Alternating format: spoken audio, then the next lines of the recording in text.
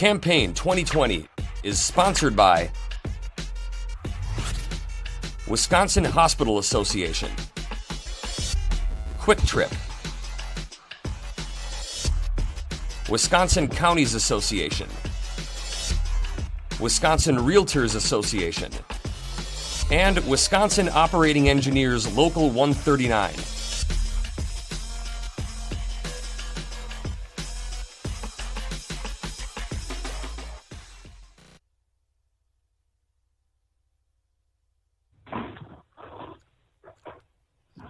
Eric Wimberger of Green Bay is a Republican candidate in the 30th Senate District. The election is November 3rd. Eric, welcome back to WisconsinEye. Thanks for having me. The governor would like Republican senators like you want to be in the Capitol voting on his 9-bill police reform package, ban no-knock warrants, ban chokeholds, minimum training standards for those that want to be officers, database of those that use force. Those are just 4 of the 9. Do you think the governor's policing reform bills are needed, sir? Well, the training ones, I think I'd be okay with as long as there's a plan for funding that. There is a cost to training and taking people off the force there to do that. The other ones, there's a question about whether it's really effective. Currently, there's the Department of Justice standards that regulate use of force, and each by law currently it's required that each police department have use of force standards that and be published. Maybe not online. Some police departments in some places, but most of them are online, including places like Kenosha and Green Bay. And you can find those out. The things about use of force standards that would be codified are pretty much mirroring what is in the law in most police departments currently. There's not much deviation.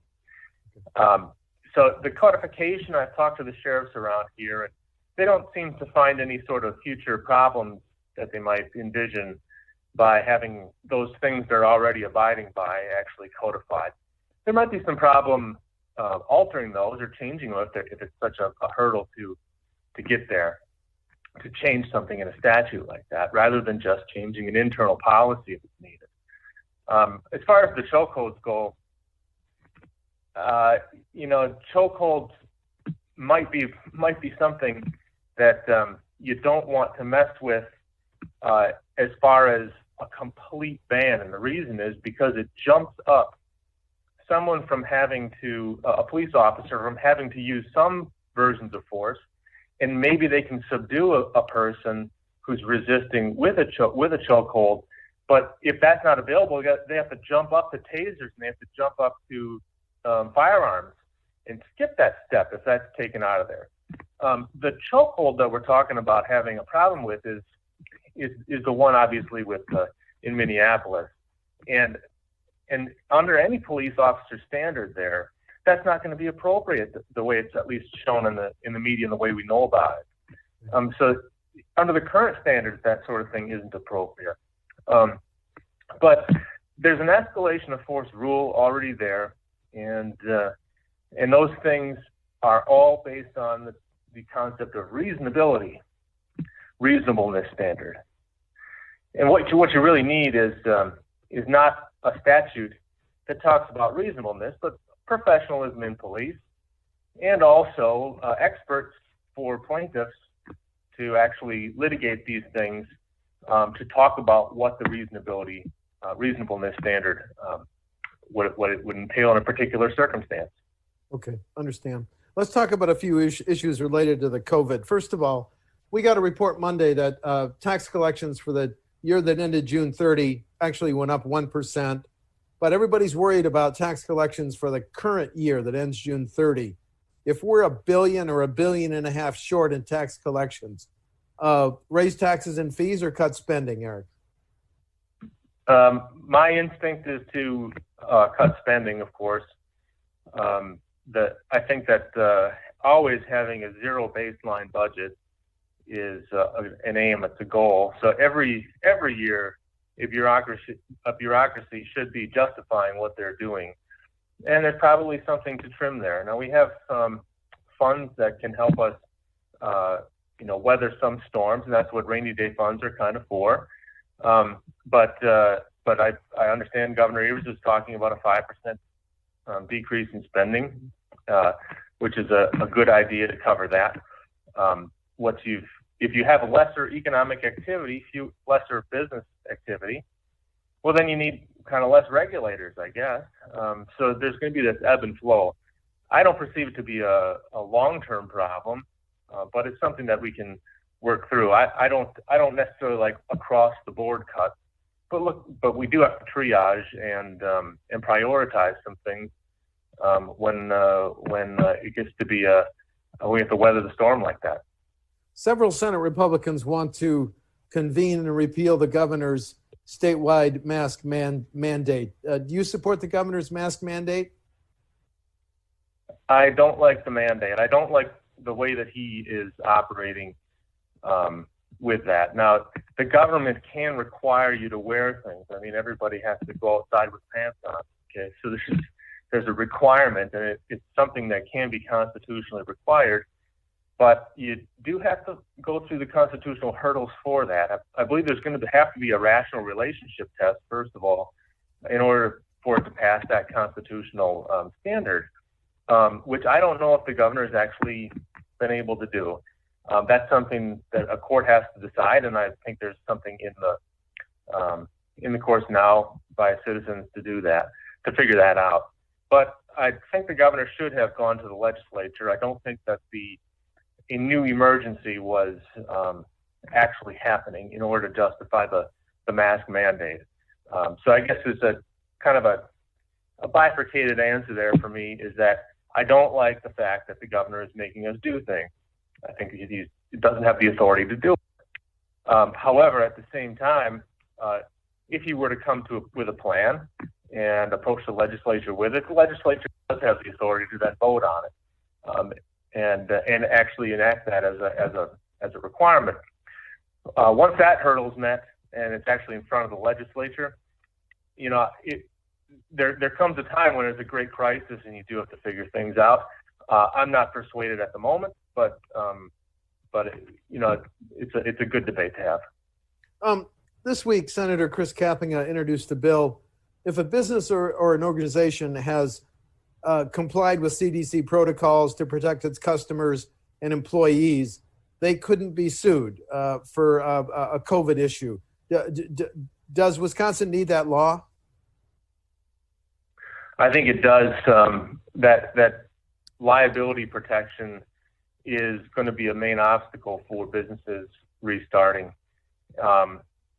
There's all sorts of ways to get sick being in a public area, whether it's the flu or any other thing that happens, and to hold businesses liable or to mire them in litigation, I don't think is right, because the individual can also take care of themselves by not going to those places.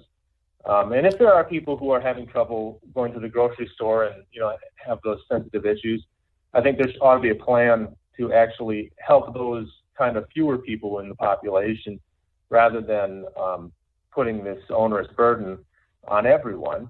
And the businesses do need that liability protection from people just filing lawsuits saying, well, I'm sick and I got it from this place, and therefore you got to spend thousands and thousands on litigation costs trying to defend this. So I do think the protection is needed, especially because people can generally avoid, by their own behavior, the things that they find risky. Last question on pandemic. We've seen how hospitals nationally across Wisconsin have been in the front lines of treating COVID-19 patients. If you're elected and voting on the next state budget, should hospitals be an even greater priority than they may be in the current state budget? I can't say that I'm particularly educated on that issue, so I don't want to speak in particulars, but there's, at least the statistics I was looking at today, there's about 2,000 hospital beds open statewide yet. And I don't know the intricacies of the budgeting there and what's going to be needed. It's definitely something to keep your eyes on, but I don't think we're at hospital capacity yet. Okay. The question in the Capitol, who should draw the next congressional and legislative district lines? Constitution says the party in power. The governor wants a People's Maps Commission. Where do you come down on that, sir? It has to be the legislature. And the reason is because creating blue ribbon commissions or, all-star panels really just allows people to hide the ball. And I think it's just a fabrication that politics would be out of it. That even the Legislative Reference Bureau itself, the leadership there is appointed by the majority party. So in any circumstance, all these commissions, they all are appointed and have political motivations. This is an important issue, and if people care about it, they need to have it all plain and clear in front of them. If they don't like how their legislator is voting, then they need to take that into account on election day. But the more you try and hide this into quote-unquote nonpartisan bureaucracy to try and become quote-unquote fair, I don't find that is going to be useful to us, because it's just going to create even more suspicion every single time. New subject. Do you support legalizing medical and recreational marijuana? I think for medical marijuana, I'm open to that concept because other drugs that are more serious, like morphine, heroin derivatives, are allowed. It's just a matter of how you regulate it. As far as medical marijuana goes, you can get THC in a pill form, and that would be one way to try and keep a handle on that situation. For recreational, the problem for me is not necessarily what people do to themselves. It's how do you manage this thing? And it's a plant. It's not like alcohol, where it takes a tremendous investment on a person to make a still and brew this stuff, and it's going to taste like swamp water. So, but as far as marijuana goes, it's just a plant. So it's real hard to regulate that. But philosophically, I'm not opposed to people doing things that they want to themselves. It's how you manage the effect on other people and keeping out of the hands of kids and all that kind of stuff. Wisconsin is a high property tax state. Because of that, school districts, local governments have had to live with caps on and limits on what they can levy in property taxes. If you're elected and voting on the next state budget, do we keep those caps and limits in place? Well, you can bust those caps with referenda. I think that's a good idea, just to keep it the way it is. Okay. Do local governments need additional sources of revenue? Milwaukee wants to levy a half-cent sales tax. Local governments argue if you give us new sources of revenue, we're less reliant on the property taxes. Do they need new sources of revenue? I don't know the circumstances of Milwaukee. What I do know is that there's pending litigation in Brown County about that. What had happened is in Brown County, the county board voted for the half-cent sales tax, and the law states that it's supposed to offset the property taxes. So instead of offsetting the property taxes dollar for dollar, they kind of interpreted some language using some semantic, interpretation that we could have built these things. So therefore, since we're not increasing property taxes, this is kind of going for to offset property taxes. It's still, the jury's still out. I think there's an appeal on that decision. But places like Brown County, they didn't exactly use it to do a lot of offsetting property taxes, and then maybe take a little extra for some, finishing off a road that's been unrepaired or something.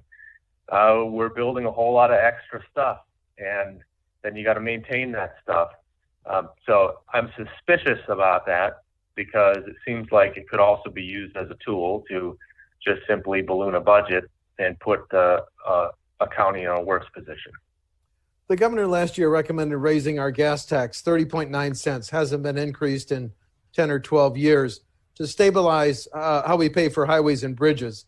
Would you consider voting for a gas tax increase? I understand the arguments for all of that, whether it's going to be raising the vehicle registration fees or gas taxes. There is a genuine problem with the amount of roads that we have, and the fact that vehicles get better gas mileage, so there's less tax revenue coming in. It's a genuine problem, and I don't know the answer to that.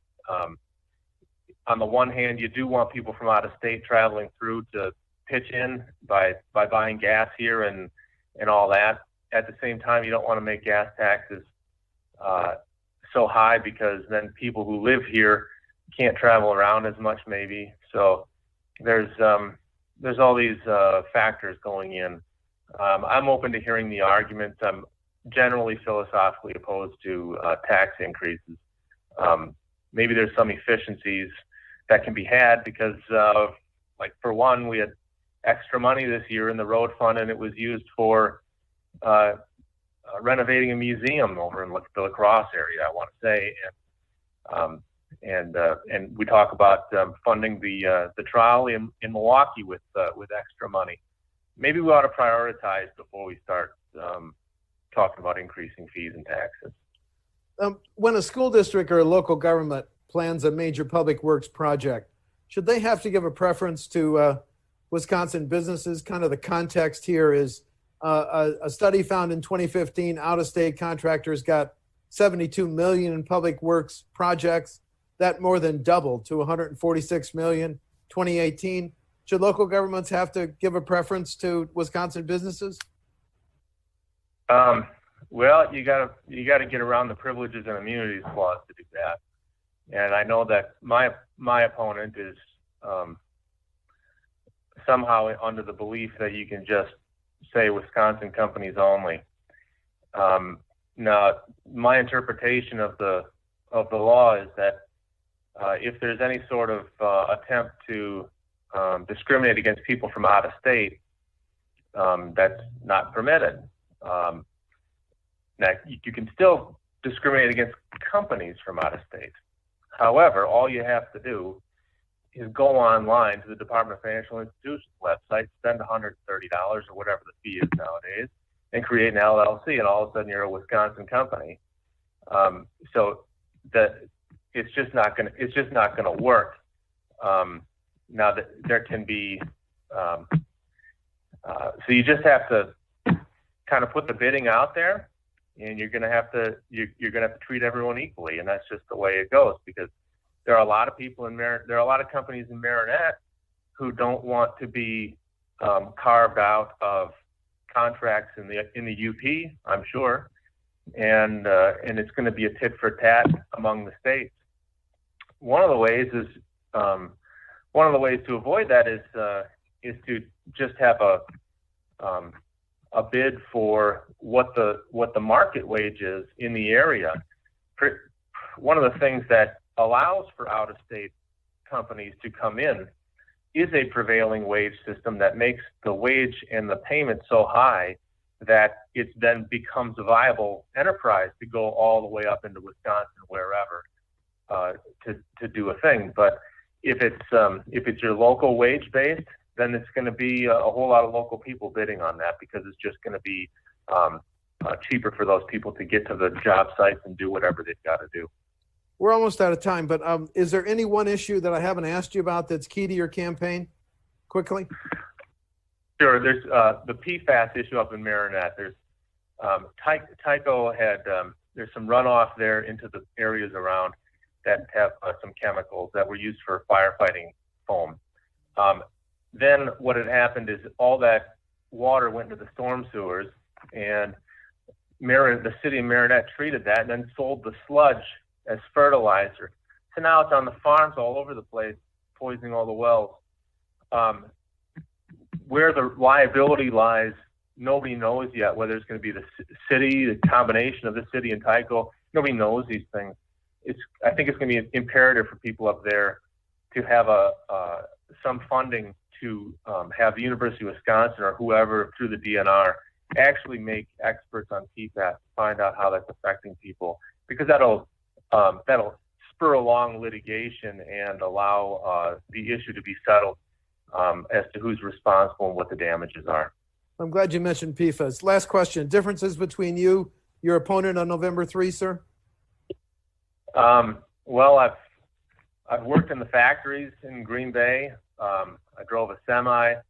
I have a law degree and was in the Marine Corps as a captain in the Marine Corps. I've been running my own law practice, and my family is a small business, a retail shop, a candy store. I think I have a whole lot more experience and knowledge and ability to deal with the problems here than my opponent. Understand. Eric Wimberger of Green Bay is a Republican candidate in the 30th Senate District. The election is November 3rd. Eric, thank you for talking to WisconsinEye. Nice to see you again. Take care. Thank you. Bye. Bye. Campaign 2020 is sponsored by Wisconsin Hospital Association, Quick Trip, Wisconsin Counties Association, Wisconsin Realtors Association, and Wisconsin Operating Engineers Local 139.